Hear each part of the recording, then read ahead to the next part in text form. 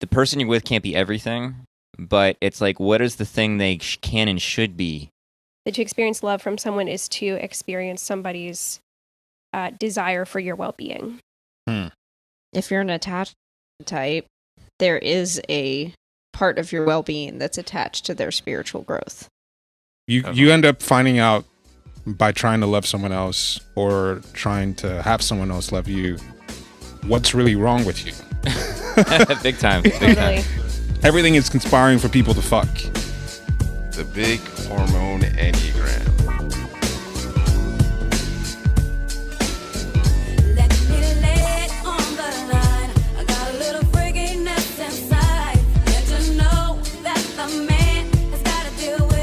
I'm John Lekovich, 415, sexual self-pres, 458 Trifix. I'm David Gray, self-pres sexual, 9 with 1 wing, 974 Trifix. What up, it's Emeka. I'm an 8-wing-7, sexual self-pres with 854 fixes. Hi, I'm Nancy. I'm a 3-wing 4 self-pres social, 369 Trifix. Hi, I'm Alexandra. I'm a social self-preservation 9-wing 1, 963 Trifix. If you like or hate us, make sure you go like and subscribe on Apple Podcasts and Spotify, and make sure you leave us a review. A couple episodes ago when we talked about like the type distribution based on what we've been seeing, and I think Nancy brought up a point that this is likely skewed because of the people who would be likely to ask for typing. And we just we typed for the first time like a corporate order. Someone through Josh. And so this is the first time we've typed people who did not ask to be typed, that were doing it because of their job. Right. And so it was interesting from that standpoint, but the results were, I realized that if we were to type corporate environments, that we would see even more attachment, because if you think about it, these are people that have to be functional, normal, and get along with other people. 100% of them were 6s and 9s, mostly 9s. Yeah. And then the boss, the lady who they work for, is a 3. Yeah. Mostly Bermuda, all sexual blind. And I was thinking, yeah, if you go to a law firm, What a stereotype. if you went to a law firm, you're not going to see any of these fucking weirdos that are coming to Enneagram or a big A 4-wing hormone. Like, 5. like all the people who think they're, somewhat, fringe or alternative or punk who would like our stuff aren't working for these startups and law firms. And so you're going to see more of the, more of the average person is going to be even more attachment than what we get, which is still 80% 6 and 9. Mm-hmm. So in this case, it was 100%. It'd be interesting if there's places one can go to find more hexad or something. Yeah. Like if there's like, even if they're not like working together, if there's some sort of way, I don't know, hexad collects some sense, like even just scenes or something like that. I just don't think you would ever see a bunch of hexads pulling together anywhere, because that's sort of anti what hexad is. It's like whenever you get groups of people who are sort of like pulling from the same collective impulse, you've got to have a lot of attachment types. I mean, you could have, like in an art scene, some 7s, and Sure, attachment types kind of. but scene.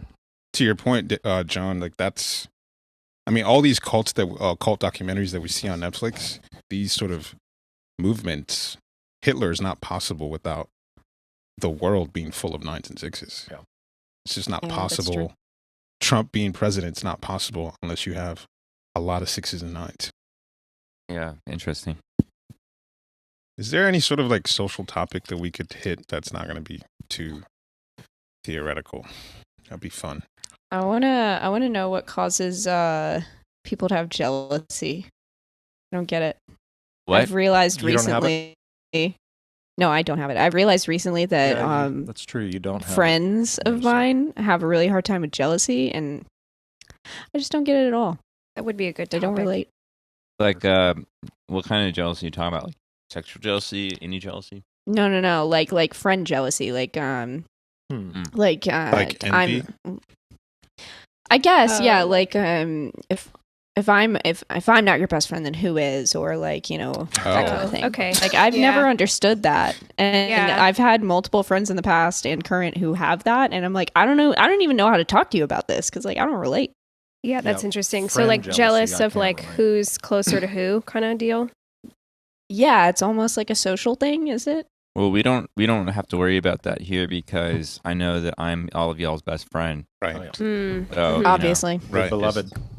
Actually, this is my sentimental line too. Is I have the pictures from Nancy's wedding right back there. Oh, that's Oh true. my god, that's Um, precious. I've got mostly me and Alexandra, but then I've got that one we took in Tampa. Oh yeah. Where, Four of so, us. Yeah. Ford's got a line of two. So Those cute. Big old saps. The love. Yeah, I'm Yeah. very sentimental. Yeah, he really is. Jealousy. No, I Yeah, don't- jealousy would be an interesting one because I feel like romantic and sexual jealousy is just probably all over the place.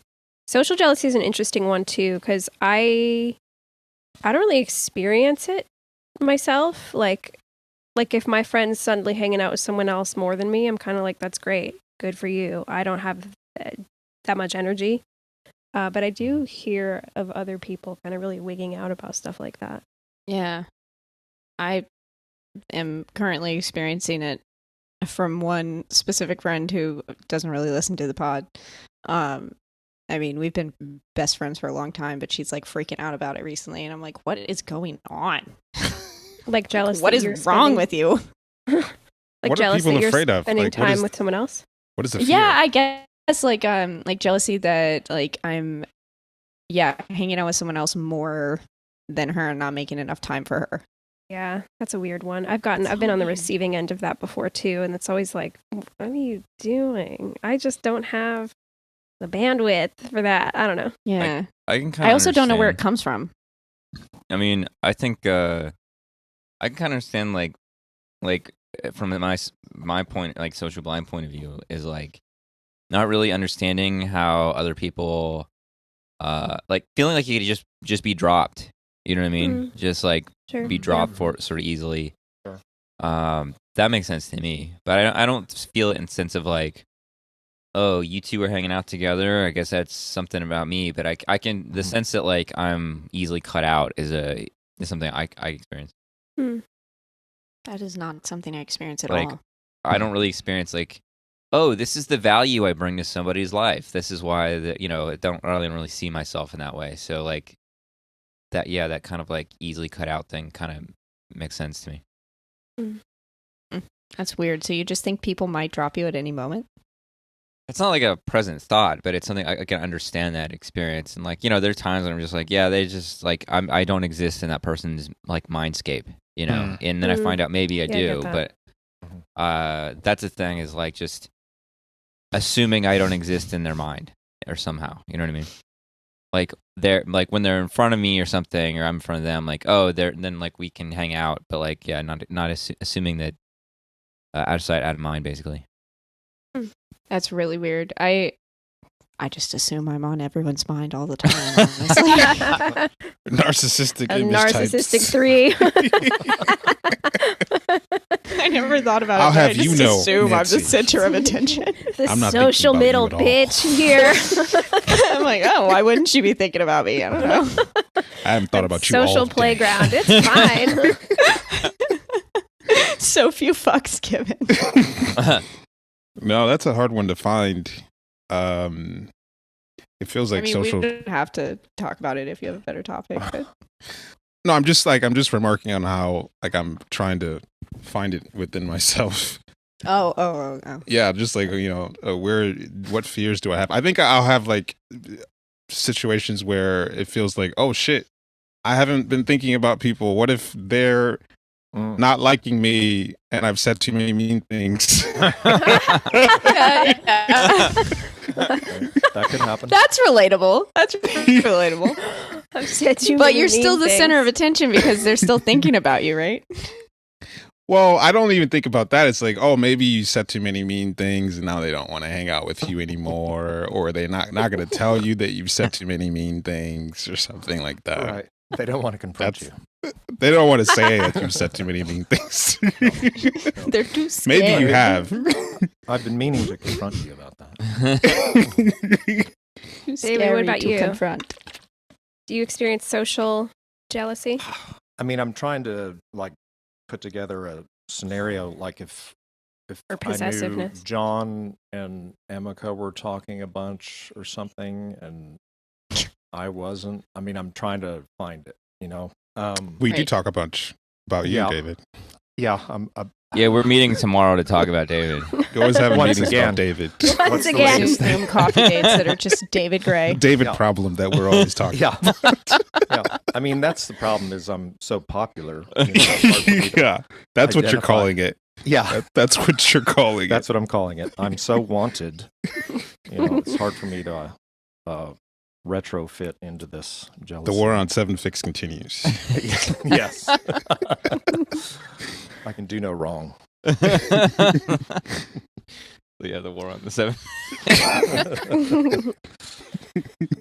Another way to frame it is like feeling left out. I don't know if that's like a different iteration of jealousy or like social possessiveness or something like. Well, possessiveness is its own thing in the social space, and like maybe I do feel jealousy and like a fear of being left out, but social possessiveness, I don't think I have very much of. Yeah, that's a good distinction. Like, I Mhm. don't care what if someone forms a close relationship with somebody else because Yeah. from at least from a friendship point of view, because I feel Mhm. like I have people that I spend more time with and less time with, and it doesn't really affect my like emotional hierarchy or some Yeah. shit like that. I'm just like, this person really means a lot to me, and this person means a lot to me. And it's not even really framed in terms of emotional hierarchy, but like, I don't feel like it's like this weeding each other out kind of a thing. That doesn't Yeah. make a lot of I sense. don't know if but- this is a social blind thing, but for me, with my friends, I guess mostly that are social blind, especially, it seems like there could be long stretches, and then we get together, and it's just exactly the same as it was. Mhm. That Sure. kind of Yeah, thing. that's nice. Yeah, Yeah. I feel that way too. When I've been friends with social types, and it seems actually more true, maybe it's not, but it feels more true with social type men, or at least I've noticed it, is they will get kind of like, I can sense like some kind of like, if I spend time with somebody, then somebody else, like there's like a thing there. I can feel Yeah. that they're like, Oh I'm yeah, like, like what do you huffy. Yeah, like a huff or something, or Mhm. like yeah, that's something I don't really have a lot of language for it, but I felt that. Yeah, I think the fear of being left out is more what I'm kind of trying to reach for, because like aside from that one friend, there's also like people in extended friend groups who are like will like be so upset that they weren't invited to something that they will like come up to you and ask, and it's like bizarre to me. I'm like, Your first mistake is Why do inviting you care people to this do much? stuff. my first mistake is having friends, Yeah. not being a vampiric person stuck in a cave. Yeah, solitary wolf. Well, maybe this Yeah, is rawr. we could roll this together with this topic of romantic relationships. What tends to ruin them is the sort of like unrealistic expectations of how much this other person should regulate your emotional life and meet all your needs. And what might start off That's as a good like point. two independent people who are enjoying each other's company now becomes like, well, I expected you to do this, that, and the other, and to do that and the other. And so it seems like what you're talking about with the jealousy, friend jealousy thing is like, it's not like you had like a friendship contract that said you were going to do this, that, and the other. It's like this sort of expectation that, oh, we're this close, and then, which means that you are supposed to meet these relational requirements that you're not aware of. And so I think it's even more intensified with romantic relationships where, well, you're my person, so you have to, exist to make me happy. And this thing that you did made me unhappy, so you have to do something about it. I was like, that's one aspect of relationships. Maybe it's a Western thing because the romanticism, rom-coms, how everything revolves around this person who's going to basically complete you. Yeah. It feels like a Western thing because it doesn't feel that way in most places in the world. That romantic notion. Well, I'll add, though, that an important distinction because I have been subject to, well, I can't really get what I want here, so, that's too unrealistic to expect, so I'm going to settle with, some Trash. other thing, some trash. Yeah. It's like there is, your point is absolutely right. Alexander and I have had to, be like, all right, tonight I'm going to go do something by myself, and that's been, a healthy move to, consciously have a night where we're doing something different with each and hanging out with each other.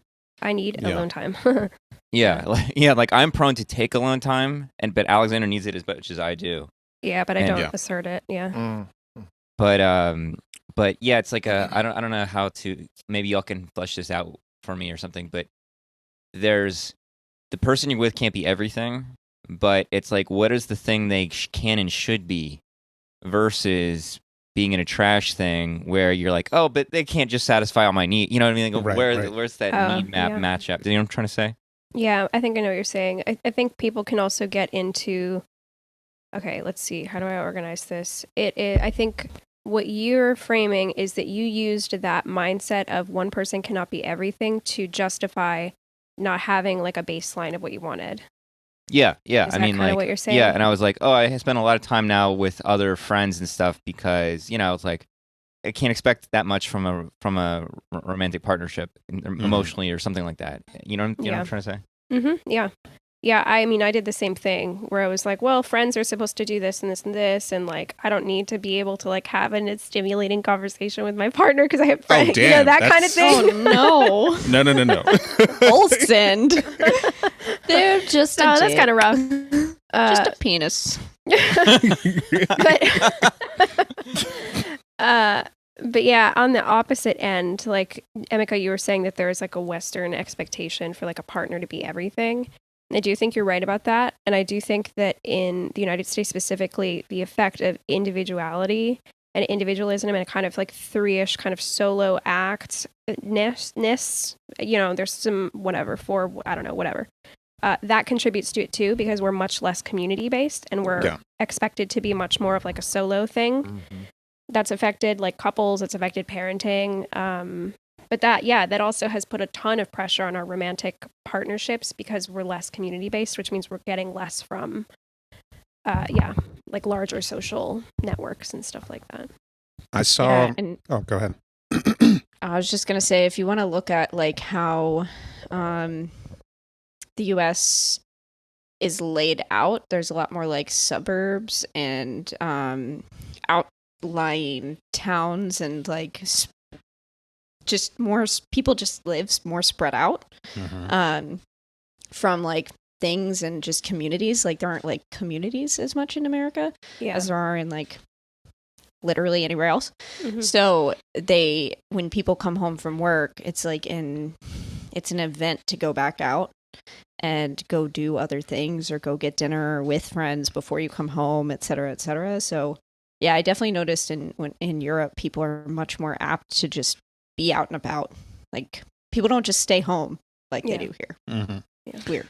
I saw something on social media where I think it was a survey or something that was measuring who we talk to the most over the span of a lifetime. And so they said that who we spend the most time with, you would think that you would spend the most time with your friends or family, but we actually spend the most time with the people we work with. Mm. And the person that we spend the most time with or talk to the most is our significant other. Yep. So those, and not friends, not family, it's the people you work with and your significant other. And it feels like that's an example of a lack of, you're talking about a lack of community where you go to work and then you come home and then it's your partner.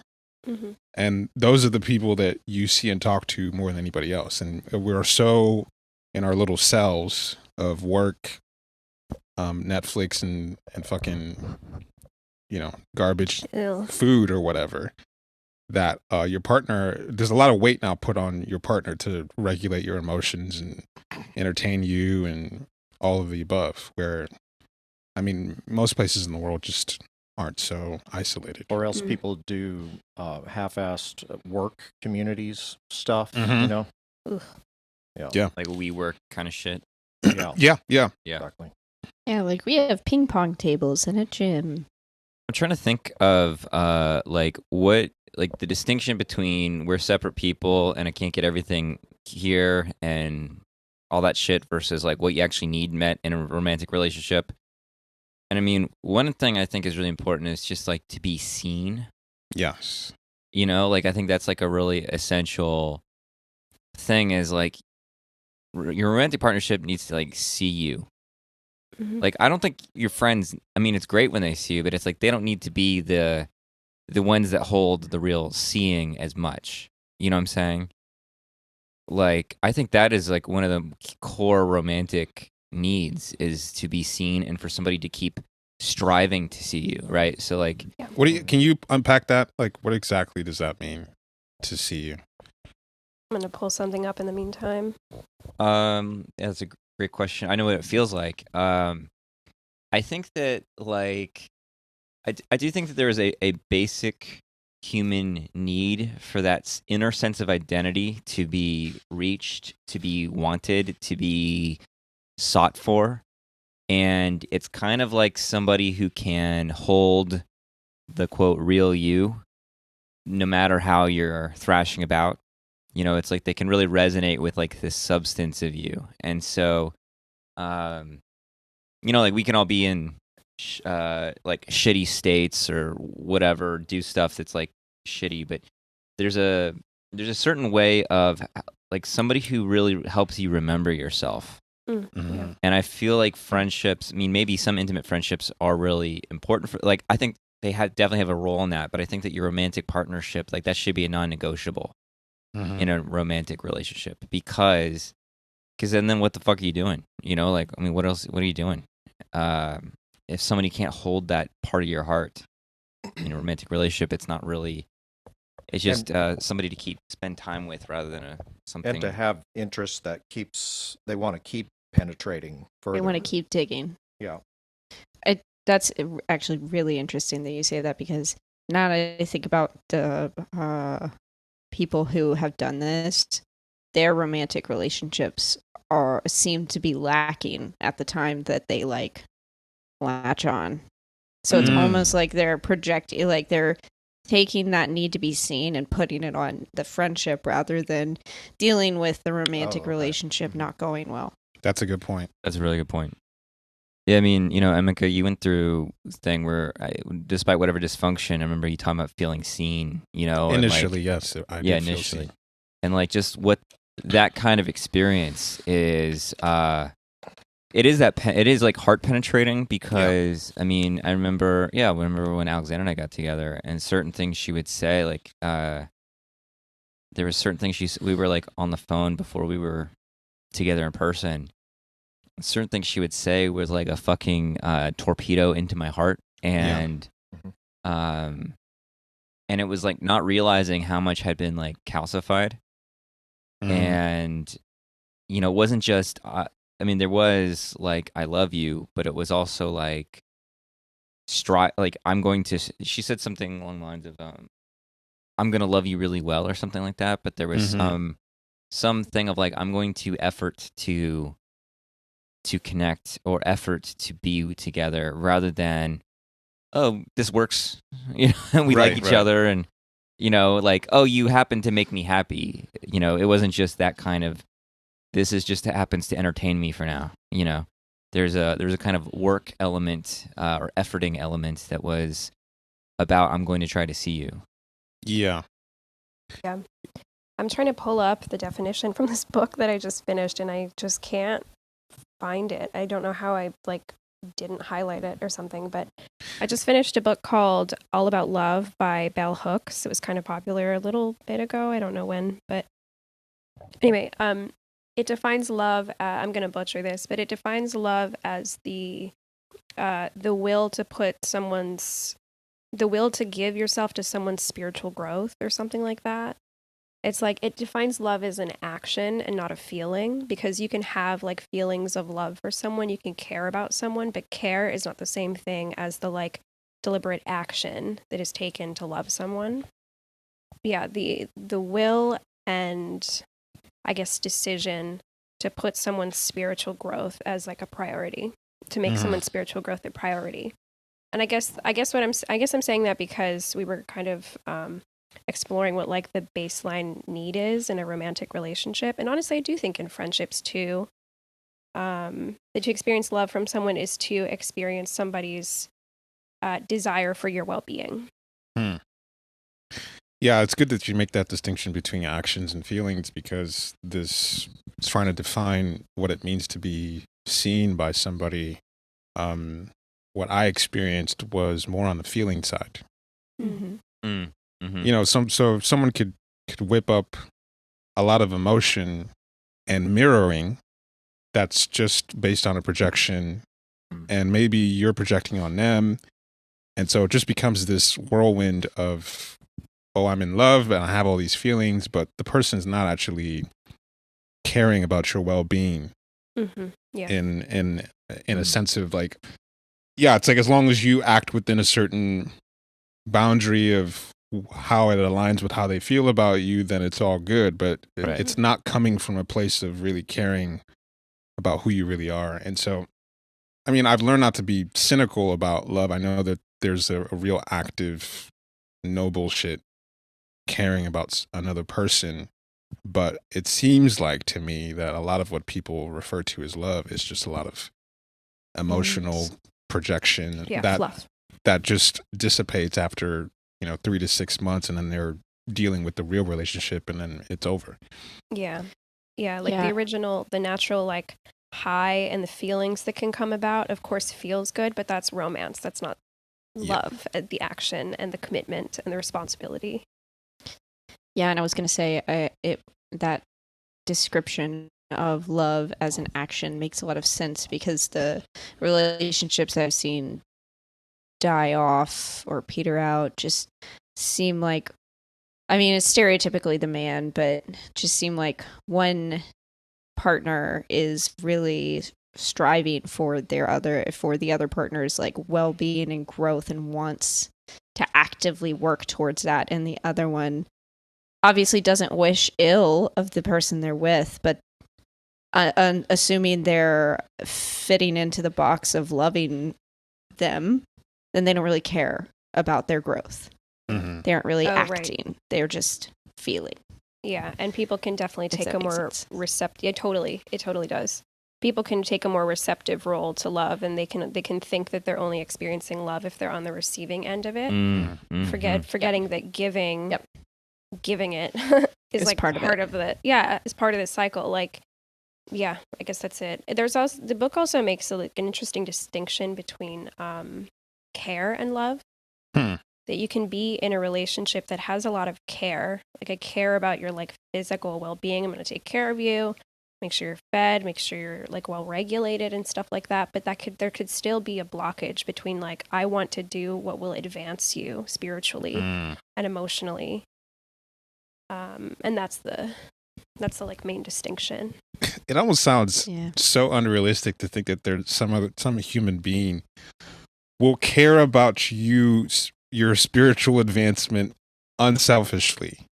Ooh, that's like on rejection, baby. I mean, how like that's a fucking pokey edges. Rare experience that some unselfish human being is going to see you in that sort of way, without any sort of like seeing a benefit to themselves to love you in that kind of way. It's like, holy shit. What kind of a character you'd have to have to have the capacity to love somebody like that? I think it's important to note that if you're an attachment type, there is a part of your well-being that's attached to their spiritual growth, right? If you attach to a person, so it's not selfless, right? It's very selfish. So, but it happens to work. I think to Emika's point, I mean, a lot of people don't care about their own spiritual growth. So right. How can you give a fuck about somebody else's, much less if someone else is growing and you are not interested in your own growth, it is detrimental to your, to your agenda if they grow. So I think a lot of totally relationships are based on that. And, Alexander was making a distinction, like there's difference between love, there's difference from romance, and a difference from care. Those are all different things, but it's hard to line them up with somebody. And then, attraction or connection, or, whatever is a whole thing too. But, last night, Alexander and I went to my friend Simon. You guys know Simon, right? Yeah, funny guy. Yeah. I love that. That's his descriptor. Yeah, he's hilarious. He's so fucking funny. He's getting married, so we went to I guess like instead of like a bachelorette thing, they did just like a bride or a wedding party thing, like a bar crawl.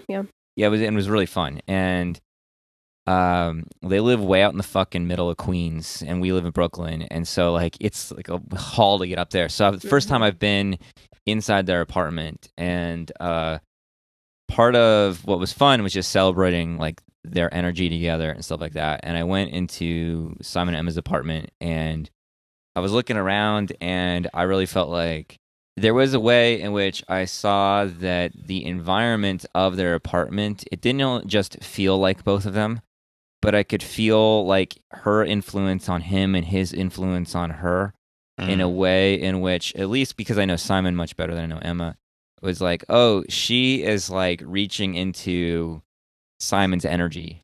She is like interested in having Simon's energy integrated and represented in the environment in a way that I was like, I recognized was it like she got his distinct flavor in some way. There was like that seeing was present in the environment. And, that's cool. I think she has a lot of self-pres, so there was like a lot of that in there. But it was that kind of a thing. It was like, oh, I could feel, I've seen them around and stuff, but it was like I could feel that vibe on that level. It was a cool thing. And so it felt like that seeing that we're talking about there, that was like, all right, this makes sense, they're getting married. Yeah. I just think it's not to make it almost like an unreachable ideal, because it almost feels like the level of character development that someone would have to have, because you can't love someone to any degree that beyond what you've been able to love yourself, or care about your own development, or to be able to see yourself. And that's one of the things I took away from my last relationship is I will never be able to see anyone better than I've seen myself. Like I can't go into a relationship hoping to get from another something that I have not been able to give myself. And so it puts a lot of like, there are a lot of unhappy people out there hoping that a relationship is going to complete them. And it's like, if you're not happy on your own, if you're not developing yourself, I mean, you're not gonna care about, you're not gonna have the capacity to care about the well-being of somebody else if your own well-being is something that you've neglected. Yeah. And so it seems like relationships are a way to confront our own demons. Like you end up finding out by trying to love someone else, or trying to have someone else love you, what's really wrong with you. Big time. It's like, oh, I was looking for this solution, or for this person's love to heal this part of me. And it's like, no, it was something that you needed to deal with before you could actually love someone else. Yeah. And interestingly enough, therein rises the opportunity to practice love, actually. Is when you're confronted with somebody that is like triggered, okay, how do I say this? In partnership, you will like inevitably trigger each other. People have woundings that they come in with, and those will get activated. And when those activations happen, actually, let's put a pin in that and just go back to like, I don't know, just like the climate that we're all raised in. Like, love is not really taught anywhere. The practice of love is just like not taught anywhere. In fact, like John and I have talked about this a little bit, and especially in Western culture where consumerism and capitalism is just rampant, that is the attitude that we take to love too. Yeah. Like we're actually not taught how to contribute and how to give and how to just like put yourself second sometimes, and like especially when you're good and somebody else needs you at the moment. So just from that as a baseline, we're just taught that like in order to recognize love, it just needs to be a receiving quality, and it needs to always feel good. That kind of like Valentine's Day energy. Yeah. Okay, so then bringing it back, when we're in partnerships and we're like triggered by each other, that's the opportunity to really practice that giving. To really try to like be a container for somebody's like healing.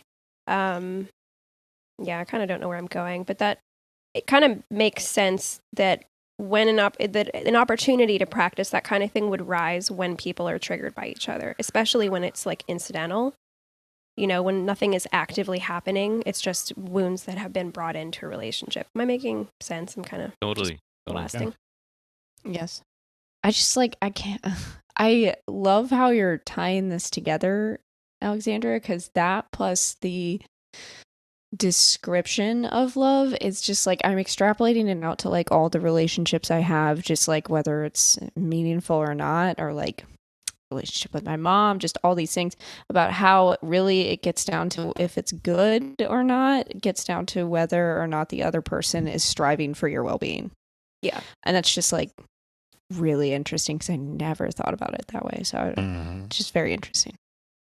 Yeah, striving for your well-being is a good way to it's a good little catchphrase for what love is. It brings it out of the sort of romantic movie genre bullshit into something that's actually actionable. Yeah. Yeah, and I mean, we obviously we get our first like feelings of love as well as our first heartbreaks out of it in relationship with our parents, right? Our like original holding environments. It's pretty good. The book is pretty good. There were like some parts where I was like, this is corny and lame, but I actually, once I finished processing it, I was like, actually, that was fucking pretty well put together. It's it is kind of cheesy at some points, but like even that, we've been kind of desensitized to the like potency of being cheesy. Yeah, I agree. Actually, I totally agree that we should embrace cheese more. But there's a thing. So like the romance thing is interesting because there's like tying it to kind of Enneagram stuff. There is so many distinctions we could make about love and romance, using the Enneagram. And like what I mean by that is that a lot of what people think is romance or leading to romance or attraction or something is just our object relations going crazy. Yes. And I don't just mean our detachment or frustration, rejection per se, but just like the whole re-evoking a constellation that you had with your early caregivers. And being like, oh, they're going to abandon me just like my parents did emotionally, or whatever. So there's that level that somebody's got like a thing you can sufficiently project onto to play out the same wounds you once, your whole life is kind of an excavation around. So it's like ding, ding, ding. But also, and we mistake that for feeling seen, and we mistake that for feeling loved, or we mistake that for like potential. In a relationship, so Alexander was talking about kind of having this, being able to put yourself aside for another. And one of the things that is that speaking about this capitalism and all this other stuff, there's this like sentiment of like putting yourself aside for the sake of another. And then there's the counter kind of thing of like, well, don't be a doormat and sacrifice too much and become a codependent thing. And it's like, what's how do you navigate one or the other? And, in either case, or excuse me, in the way of like you're doormatting yourself, basically, there's something falling asleep. There's something having to be cut out. And I feel like to actually put another first in a genuine way is waking some other part of yourself up for them. Like for example, like Alexander and I trigger each other sometimes, and there's times when my insecurities and questions annoy the shit out of her, and vice versa. And sometimes you just like bite the bullet and you let you watch your reactions and you have them, but you don't put them on your partner, because they're needing something, because they're feeling wounded and they're feeling whatever. And it's like there's a boundary and like a limit, and we've had to cut each other off when it's been like it's just going on too long or something. But you know, when that part of you that like can wake up and say, okay, I'm uncomfortable, I'm exhausted, I'm whatever, but this is what, like, something is needing to happen here for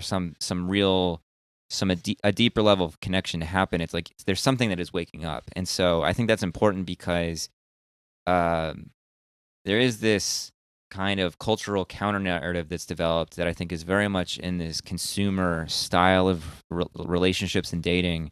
It's kind of like another person should never put you out.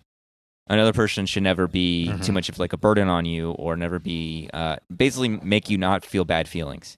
Yeah. And it's like there are bad feelings that are about suppressing yourself, and then there's bad feelings that are necessary to endure for something to be woken up. And I think that's that's really good distinction I see a lot in like when I'm coaching people. Those kinds of things are like a lot like there's just a lot of those kinds of distinctions need to be made of like to sort of see like the you know, those like XYZ diagrams that give you like a 3-dimensional where you are, like one of those kind of things of where you are on the relational soup. Yeah. I think you asked the question earlier, like how do you make the distinction for what is a healthy dependency, emotional and otherwise, in a relationship?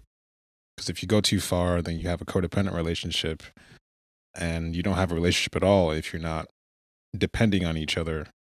And so it's like, it feels like the relationship is somewhat like a navigating and negotiating how to depend on someone else without going too far into, you know, we've lost our individuality and we're joined at the hip, and now we're getting sick of each other, or it's just become this overly codependent thing versus, oh, I'm so separate and I never depend on this person. You don't have a relationship at that point. So I don't have the answer for that, but it seems like that is the question of, you know, how do you have a healthy distance in a relationship where you have intimacy, you feel seen, and you support each other's well-being, but it doesn't become this sort of like doormat simp, you know, for, you know, guys or male presenting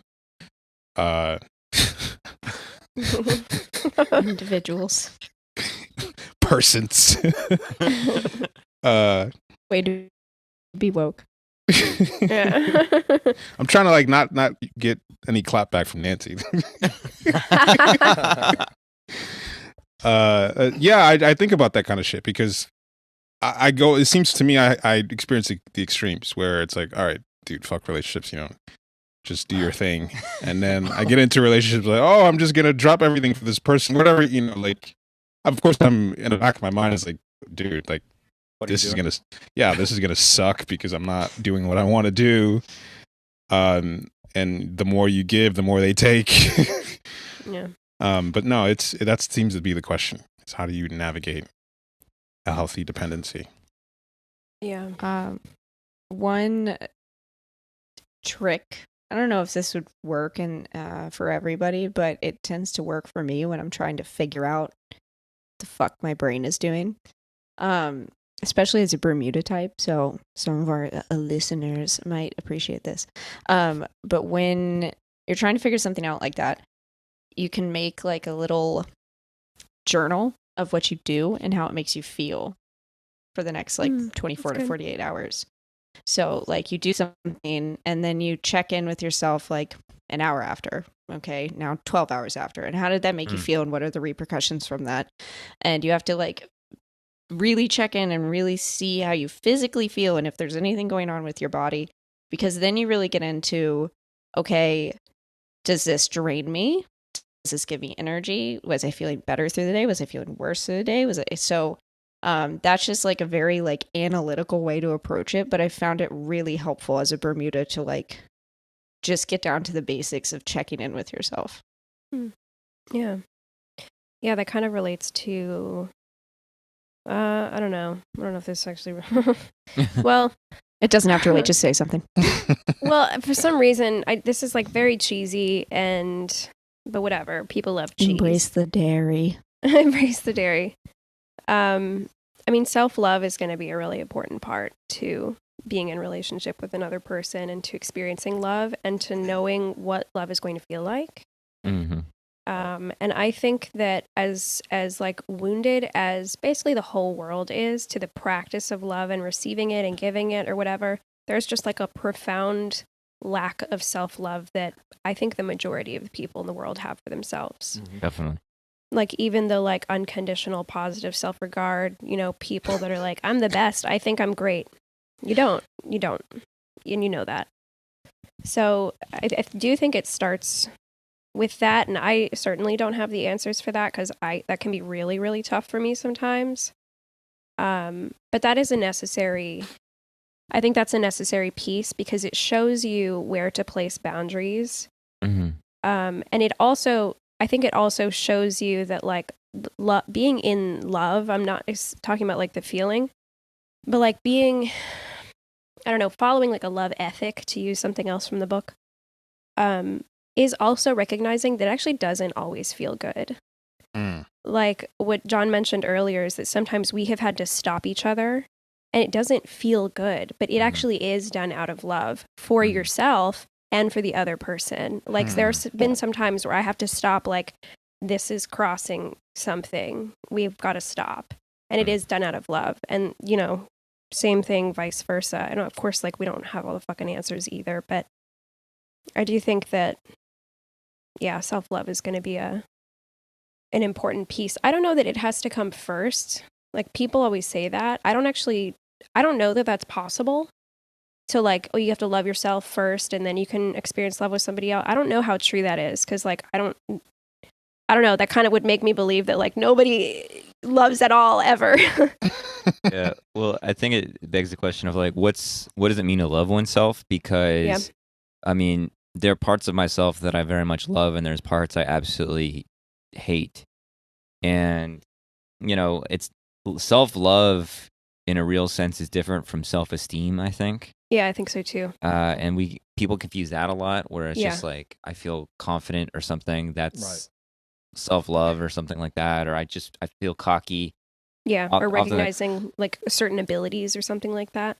Yeah, and a lot of the cockiness is, you know, a cover for a deficiency of genuine self-love, and like self-love is like, there is a quality of matter-of-factness to it in a certain way. It's like, it's not a big grandiose thing. It's just kind of like there's a plainness about what one needs and requires, and what, like a recognition of what corresponds to this. I mean, I'm a heart type, so I'm going to keep emphasizing the identity piece, but like what corresponds to some inner sense of identity, like what is actually my location, what is actually my desire, what is actually, something generated in me that is like I'm not abandoning myself for some outer thing to fit, right? And attachment types, you know, we all know that, but like every type does this. It's not just in attachment. their own way. It's very, you know, it's a little maybe more explicit in attachment type, but it's no different for any type. And so it's like, there is like when I'm working with clients and stuff like this, a model, so to speak, I draw on a lot is like that we all abandon a part of ourself constantly, and that inner part registers that abandonment as abandonment. And so we don't have to love ourselves in the sense of feeling positive feelings about ourselves or having high self-esteem, but there's a intention, a renewing intention to keep reaching toward one's inner self, inner space, inner heart, or something like this. And like, I think that's real self-love, because it's like we all have plenty of fucking reason to think each one of us is miserable and pathetic and not enough, all this stuff. And it's like, it's gonna stay there. But can you still reach for yourself despite those feelings being present? You know, you don't have to get rid of them or improve them or something. I mean, there's things you can do to help. Like, a certain friend who won't be named is doing a program about how to date. You know, like how to talk to women, and it is a thing where like men aren't really taught how to talk to women, Right? And how to be appealing to women. Yeah, it's interesting. Like there is a specific hang up for guys just walking up to women that they don't know. I think it's just one of those things. I mean, for me, I just saw some people doing it and I was like, oh, I didn't know you could do that. I'm going to do that too. But it's what do you do? What does that involve? Like, that's so hard for me to imagine. I didn't even, when I started drinking and going out to bars, I was like, oh, people who don't know each other are getting drunk and guys are working up the courage to go say something to these girls. And I would just like observe and I'm like, that guy's certifiably stupid and he just went home with that girl. You know, like it's not intelligence at all. It is just vibes and, you know, and so I realized like it's just kind of like an animal instinct. Like everything is conspiring for people to fuck. Everything. And it's like if you shut your brain off, that it's not hard. Like you literally have to just go put yourself in front of the opposite sex and say something. It doesn't matter what it is. And so, I mean, of course, I was awkward, but eventually I just sort of like went with that flow of I'm just going to not even say anything. Like I've been in those situations where it's like, I'm just going to look at you. Yeah, you literally don't have to say anything. I'm going to look at you and we're going to start Give me some making eyes. Yeah, we're going to start making out. And next thing you know, it's like I hooked That's up some with girls hot that I shit. did not know. I don't know their names. It just happened. A So, lot of that in my youth. but I just watched a lot of dumb people hooking up, like a lot of stupid people. And I'm like, And yeah, not good looking people Right. too. It's like this is what's You're supposed to not happen hurting people. if you turn your brain off. This is exactly what is supposed to happen if you turn your brain off. Your body and everything else will take over. But I mean, lots of people are just self-conscious, and that's why people drink, is so that they True. can That's right. get loose and do what they want to do, which is find somebody they can have sex with. So I get it. I think it's just one of those like rite of passage things for some people where unless you're in a relationship and you stay in a relationship, like how do you make a date or sex? Even on a date, how do you make sex happen? How do you initiate sexual moves? You know, you have to figure out how to do that. And I think that's just the thing that most guys struggle with for a while. What are you laughing at, Dave? David's never struggled with it. Yeah. I mean, you just start going. I mean, if the person's expressing attraction in some way with their body and stuff, I mean, you just start to slide in. I mean, it just starts to go. I don't know. Well, there's slide in. Fall Well, into the sophistication. vagina. So whoop. Yeah, I mean, it's There's just, sophistication levels, you know. There's girls can do things where they're into it, but they're gonna say no, even though they want you to you know do the thing. It's not so simple as I'll just go Sure. with the flow. 9. Yeah. Just feel I it in just your have body, confidence- man. I have confidence in my just sensuality and stuff, and Yeah. touch, and in your dick. yeah, that too. And yeah, I mean, you do something and she responds, and if she's responding and it's, you know, equally into it, you know, then, you know, you're parlaying back and forth. Big hormone sex workshops coming Yeah. soon Yeah. near you. Oh yeah. We're going to have to cut off all this, right? We would be no use. We would just be like, just feel it in your body and just trust your gut. Just go for it, man. Yeah, I mean, maybe it's play last, but like, we were kind of having this conversation earlier, but of just like, or social blind or 4-5 or whatever. But yeah, like that sense of anybody responding is very something I don't pick up on at all.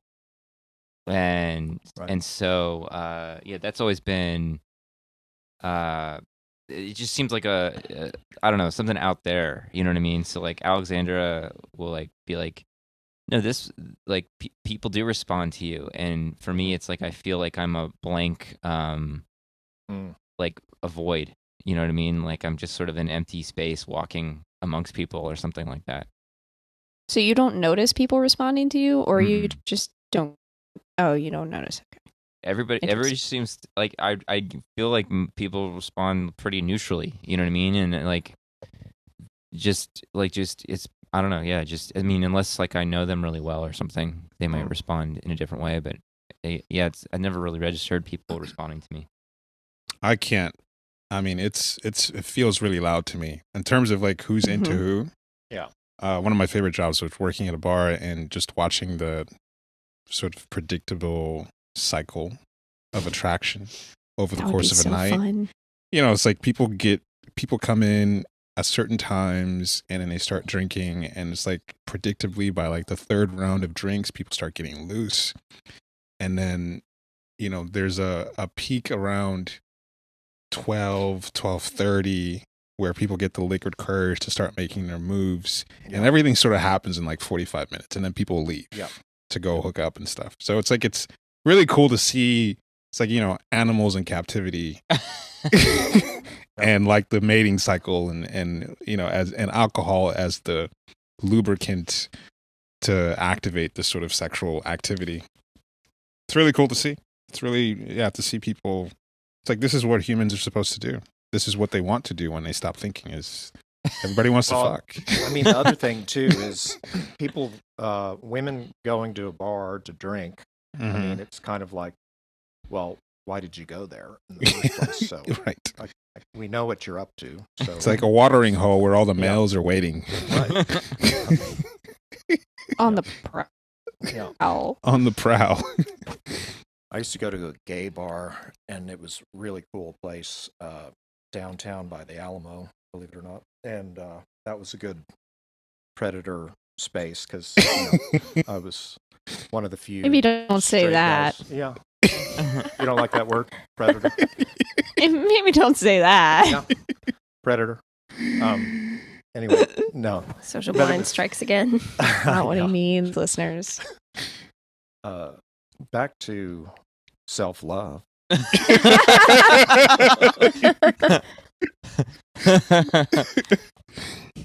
was going to go into a thing that is a total non sequitur, but goes back to the self-love thing.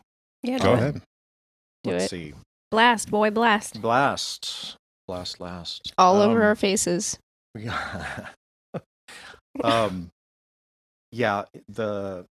In my current romantic relationship. Romance for David Gray. Here we go. David is finally it's whipped. been Do you care about her well-being, David? I do. Oh. In fact, we're both mutually caring. Yeah. Yeah, David, you're so funny. Like, when you get serious about someone, you get so, like... Yeah. it's so, like, I don't know, just sweet, soft boy. David Gray is whipped, everyone. You heard it here first. It happens every once in a while.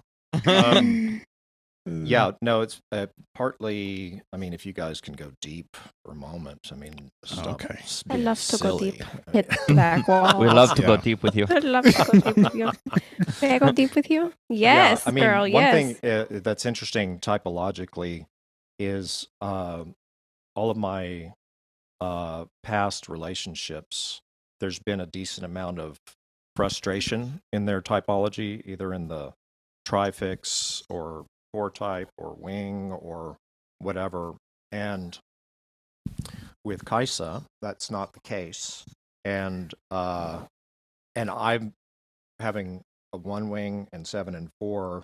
I'm kind of used to and expecting, both due to my past and due to my typology myself, I'm used to there being a bunch of sort of, I call it combing for fleas, like looking for what's wrong here, and expectations and nitpicking and starting little shit, just to be frustrated about, right? And that's not the case here. And so I'm having to confront a part of myself that's new, because it's sort of an allowance for being, and having to find the trust in myself to be with that, and to not be, and for me to not be expecting expectations, That's good. Yeah, and it's because of my typology, it's really difficult to get there, and it's to relax that all that frustration mechanism has been an interesting practice, really. So like, can you like, how does that like? Is it just that you're not like detecting a problem, and so it's bringing up things about you needing to find one, or like how's that experience? Yeah, I'm continually, as frustration does, I'm continually waiting for or assuming, that something is about to come at some point. That is, a nitpick, something that quote unquote needs to turn into something dramatic, or even just some little tiff or something. Whereas like she's just really wanting my presence, and she knows just essentially all of my shit, you know what I mean? She knows everything, right? And it's like, so why aren't you doing that? Why aren't you nitpicking? You know what I Why mean? don't you hate me yet? Yeah, exactly.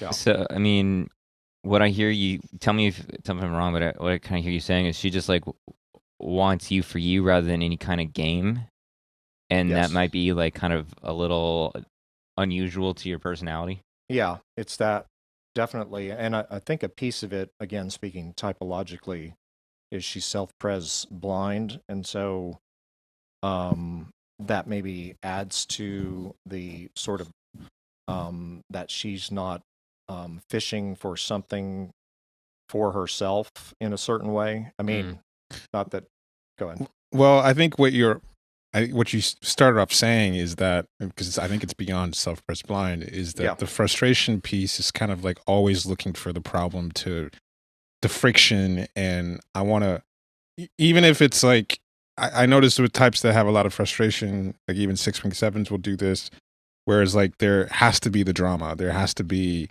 if there's no problem to chew on and be frustrated about, there's nothing happening. And so that's not happening. You're expecting that to the other shoe to drop, and it hasn't. And she's just kind of accepting you, just being there, your presence. It's not like you have to do this, or you haven't done this, or you're not, that right there. Yeah. Like I'm expecting, like she wants to connect a lot. I do too.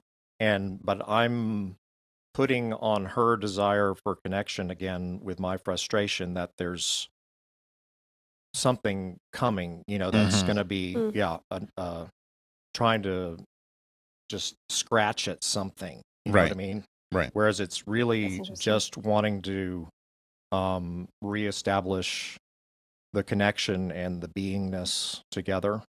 And really the kind of, I guess you'd say, I don't know, just safe space, where it's like you can be whatever.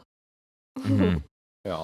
It sounds like it's some attachment stuff for you too, David. Like it's not necessarily just frustration, but it sounds like your attachment is maybe used to always having a project to try to fix Yeah. and a standard to try to meet based on these like past partners that had a lot of frustration energy, and they're great at just like generating like a standard that needs to be met.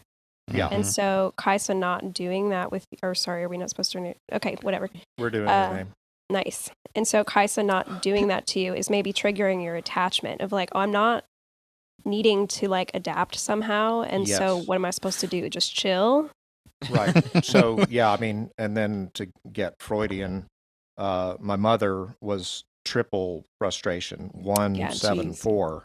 Right. So again, that's another sort of template that was established where I'm assuming, that frustration scratchiness is coming. Yeah. Yeah. Yeah, because I related to that. And, I guess I still kind of do sometimes just because, like, patterns run really deep. But, like, when John and I got together and he just really just wanted to hang out, like, just wanted to chill and connect and be together and, other stuff and stuff like that. Where I was... Other stuff.